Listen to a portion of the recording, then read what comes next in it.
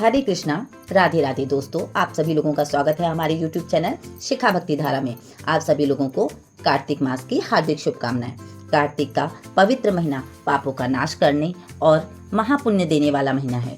अश्विन मास की पूर्णिमा से लेकर कार्तिक मास की पूर्णिमा तक पवित्र नदियों में स्नान करने से कई जन्मों के पापों से मुक्ति मिलती है। पुराणों में भी कार्तिक मास के स्नान का भगवान श्री हरि विष्णु को पाने का सबसे सुगम मार्ग बताया है।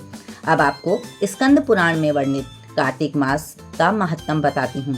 अश्विन पूर्णिमा से शुरू करके कार्तिक पूर्णिमा तक रोज एक अध्याय नियम से सुने। पूरे कार्तिक के महीने में इस महत्व के सुनने मात्र से हमें भी श्री हरि की कृपा व भक्ति प्राप्त होती है।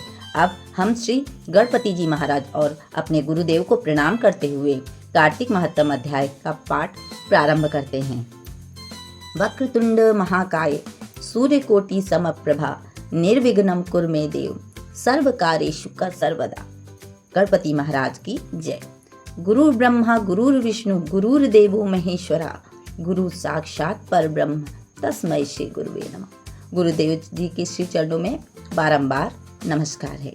सब प्रकार के दुखों का नाश करने वाले तथा सारी सृष्टि का पालन करने वाले श्री गणपति महाराज, ज्ञान की देवी माता सरस्वती, सब पुण्यों के कर्ता धर्ता श्री व्यास जी महाराज तथा गुरुदेव को नमस्कार करके भगवान की कृपा हेतु कार्तिक मास की पावन कथा का प्रारंभ करते हैं।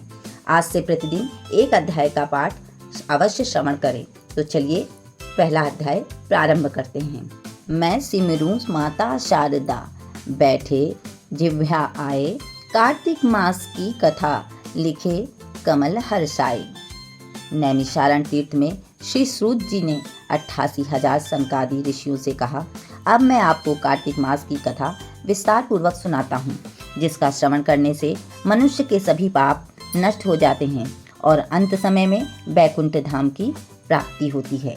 सूत जी ने कहा, श्री कृष्ण जी से अनुमति लेकर देवर्षि नारद के चले जाने के पश्चात सत्यभामा प्रसन्न होकर भगवान कृष्ण से बोली, हे प्रभु, मैं धन्य हुई, मेरा जन्म सफल हुआ। मुझे जैसी त्रिलोकी सुंदरी के जन्मदाता भी धन्य है, जो आपकी 16,000 स्त्रियों के बीच में आपकी परम प्यारी पत्नी बनी। मैंने आपके साथ नारद जी को वह कल्प वृक्ष आदि पुरुष विधि पूर्वक दान में दिया, परंतु वही कल्प वृक्ष मेरे घर लहराया करता था है।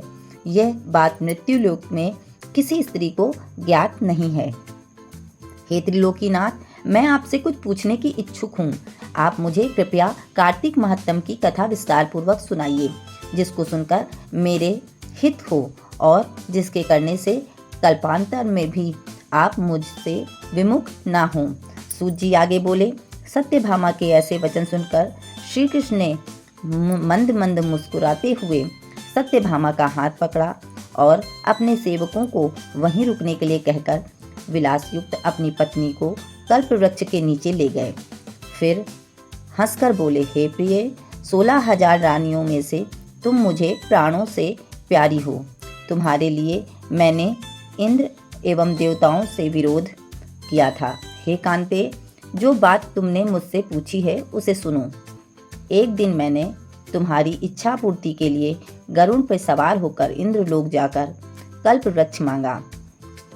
इंद्र द्वारा मना किए जाने पर इंद्र एवं गरुड़ में घोर संग्राम हुआ और गौलोक में भी गरुड़ जी गौओं से युद्ध किया। गरुड़ की चोट से उनके कान एवं पूंछ कटकर गिरने लगे, जिससे 3 वस्तुएं उत्पन्न हुई। कान से तंबाकू, पूंछ से गोभी और रक्त से मेहंदी बनी। इन तीनों का प्रयोग करने वाले को मोक्ष नहीं मिलता। तब गौओं ने भी क्रोधित होकर गरुड़ पर वार किया, जिससे उनके 3 पंख टूटकर गिर गए। इनके पहले पंख से नीलकंठ, दूसरे से मोर और तीसरे से चकवा चकवी उत्पन्न हुए। हे प्रिय, इन तीनों का दर्शन करने मात्र से ही शुभ फल प्राप्त हो जाता है।